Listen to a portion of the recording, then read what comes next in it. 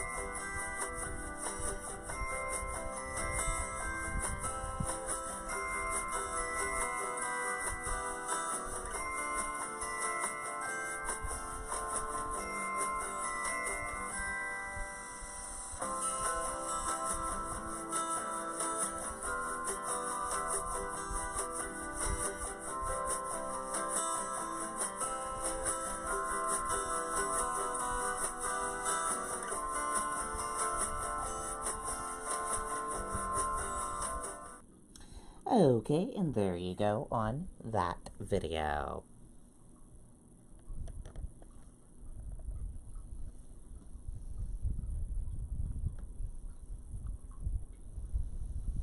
Missing New Hampshire couple located in New York, police say.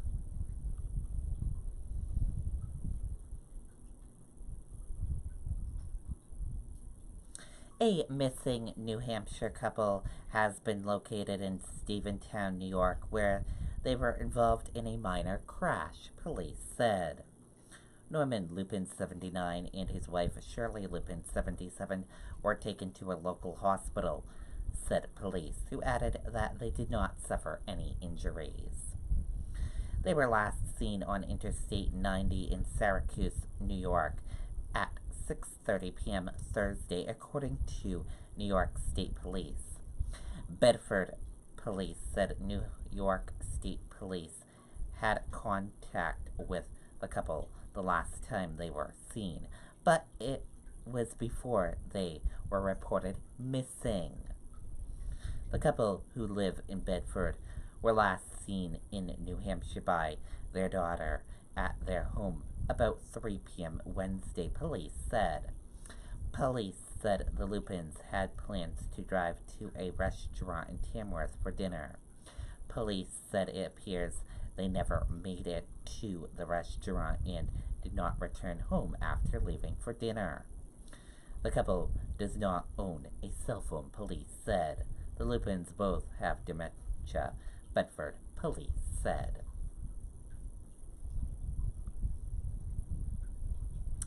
Cause of Berwick fire revealed. Fallen fire captain credited with sacrificing himself. The Maine Fire Marshal's office said Friday that the fire that killed Berwick Fire Captain Joel Burns was caused by improperly discarded smoking material left on the third floor porch of an apartment building. Burns, 32, died battling the March 1st fire after becoming trapped on the third floor. Investigators said Burns and another firefighter entered the building by the front door and moved to the third floor adjacent to the rear porch. Once in the room, exit to the porch was impossible due to the volume of fire, and by that time, conditions deteriorated rapidly, making escape back through their original entry point impossible, investigators said. Burns was located in that third floor room unconscious. He is credited with sacrificing himself to save another firefighter, by shielding him from the flames. Burns' cause of death was probably hypothermia or hypothex. Fire Marshal Joe Thomas said the fire is considered accidental and investigators could not determine when the smoking materials were left on the porch. Thomas said no charges are expected. The Maine Department of Labor is conducting an independent investigation involving equipment and labor safety standards. The ATF Fire Research Laboratory is working with the data provided to come up with a computer model of the fire.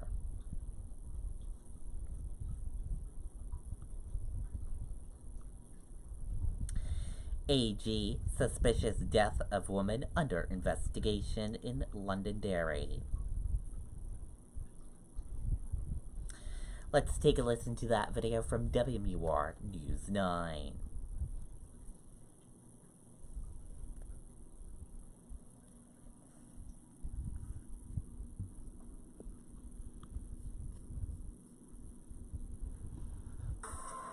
For 10 years, New England homeowners have trusted Century Roofing. We get the job done right at a fair price. Call today to arrange a free estimate and to reserve a spot for your 2019 roof replacement. Century Roofing, we've got you covered. Aaron, the Attorney General's office has not released the address where they're investigating that suspicious death, but the major crime scene van has been parked here on West Road since last night. Now, shortly before 9 o'clock last night, a neighbor who didn't want to go on camera said he noticed the flashing lights. Throughout the night, state and local police kept the home at 118 West Road secure. In the daylight, you could see the large area surrounding the home that had been taped off, but the scene remained quiet except for the officers keeping guard. According to several neighbors, the residence is home to a husband and wife and their 2 young children, one neighbor describing the children as under 10. Now, other neighbors said that the family moved in about 5 years ago and for the most part kept to themselves. Now, as you take a live look at the scene, once again, the Attorney General's office says they hope to be able to release more information later this afternoon. Reporting live in Londonderry, Ray Brewer, WMUR News 9. Okay, and there you go on that video and that report.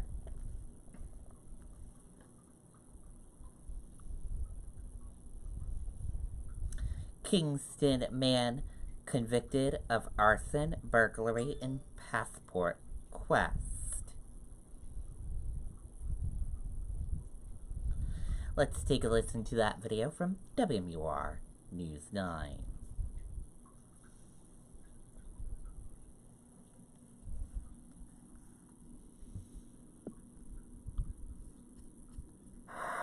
Officials say the fire alarm was activated about 3:30 this morning at the Carriagetown Plaza.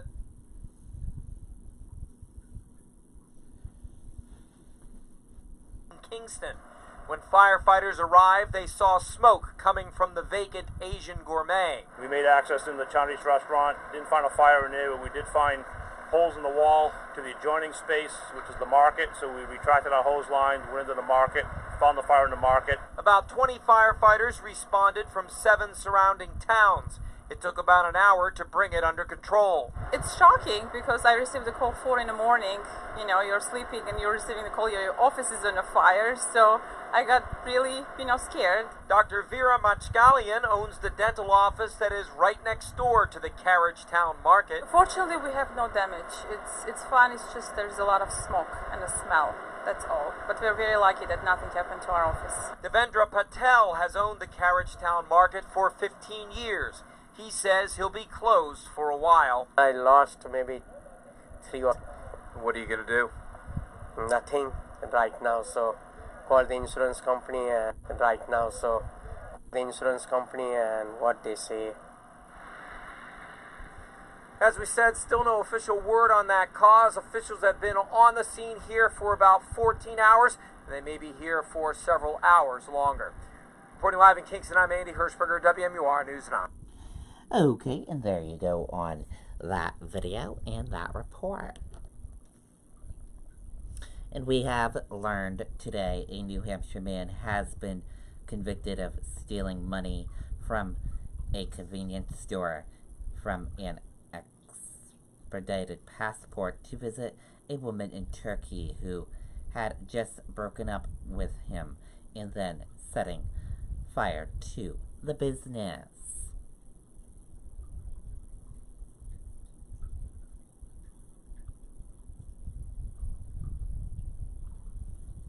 Elizabeth Warren to host Women's Economic Issue Conversation to begin campaign visit April 12th and 13th.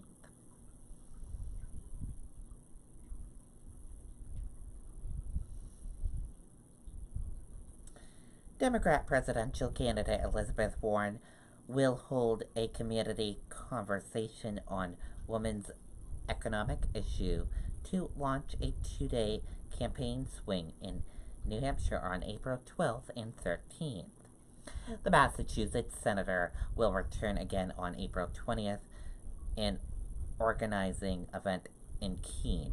The visits will be her 7th and 8th trips to the state since the beginning of 2019. Warren, who was most recently in the state 2 weeks ago, will open her next visit on April 12th at 2 p.m.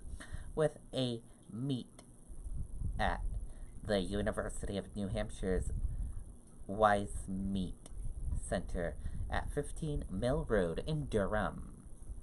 Her policy event follows at 5:45 p.m. at Portsmouth High School. Her campaign said she will participate in a community conversation about women's economy issues. On Saturday, April 13th, Warren will attend a house party in Lebanon at a location to be announced beginning at 10:45 a.m. She will then visit Hanover for a meet and greet with Dartmouth students at Hanover Inn at 12:45 p.m. An organizing event at Christoph McAuliffe School in Concord will begin at 4 p.m., followed by a house party in Londonderry at a location to be announced at 7 p.m.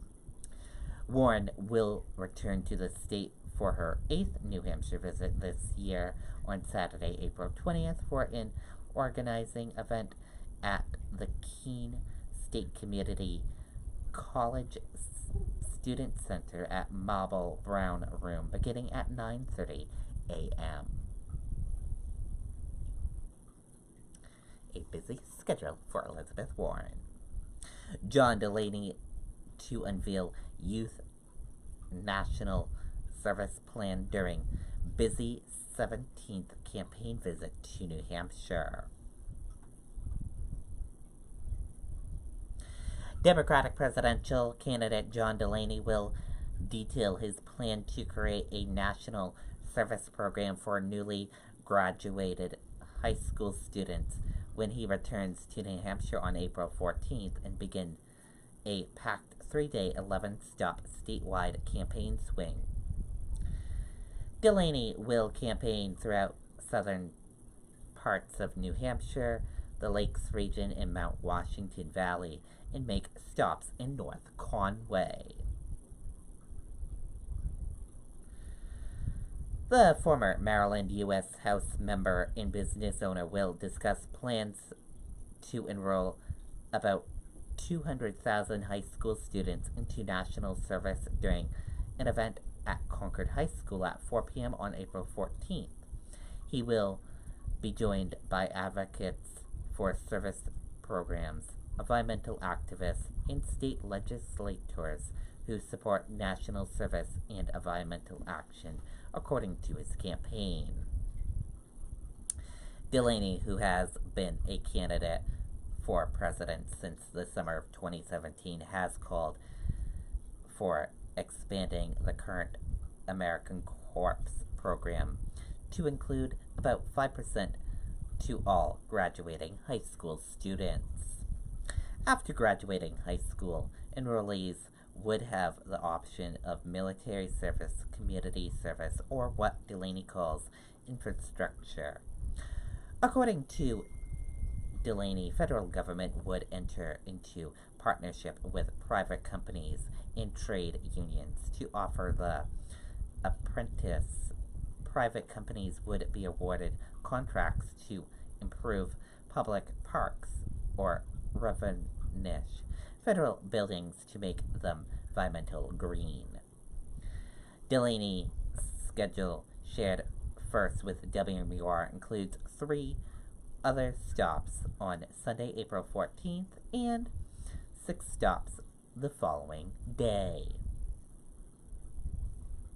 On April 14th, Delaney will attend a pancake breakfast hosted by the Bedford Democrats at Ross A. Lagoo Middle School cafeteria at 11 a.m. He will attend a happy hour with Greater Nashua Young Democrats at the Flight Center in Nashua at 2 p.m. And after the Concord High School event, he will attend a house party by the Laconia Democrats at the home of Carlos Cardan at 1487 Old North Main Street at 6 p.m. On Monday, April 15th, Delaney will begin at 8 a.m.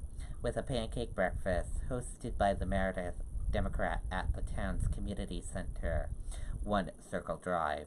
He will meet with voters at 12 p.m. at a Matt Coffee House, 2680 White Mountain Highway, Conway, and speak to an advanced placement U.S. government class at Kennett High School in North Conway at 1:30 p.m. Delaney at 2:45 p.m. will tour Memorial Hospital in North Conway, led by Kathy Bennett, the hospital's Vice President of Development. And at 4:30 p.m. he will lead a roundtable on college student debt, the Hartman Union building on the campus of Plymouth State University. The candidate will then head to Lancaster to meet with voters at the Granite Grind 70 Main Street at 6:30 p.m. Delaney's final stop will be on Tuesday at 7:30 a.m. when he attends a pancake breakfast hosted by the Deerfield Democrats at the home of Rebecca Hutchins, 30 Lane Road. And that is a busy schedule for John Delaney.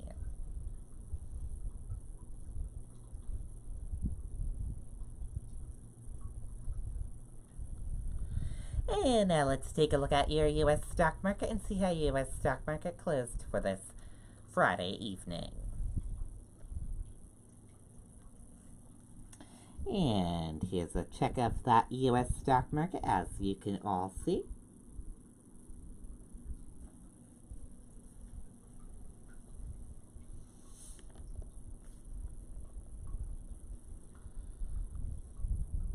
Stocks post second straight weekly gain as strong jobs data, trade deals, hopes boost settlement.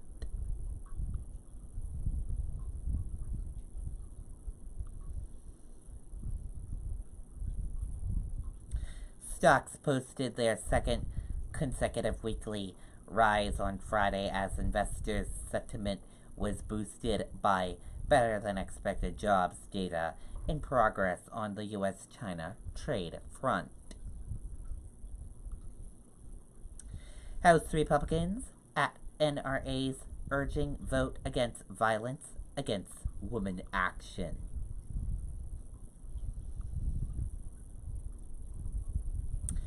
When House Representatives voted this week to reauthorize a 25-year-old bill that helps fund program for survivors of domestic and sexual abuse, known as the Violence Against Women Act, it turned into a debate over gun rights and the political influence of National Rifle Association.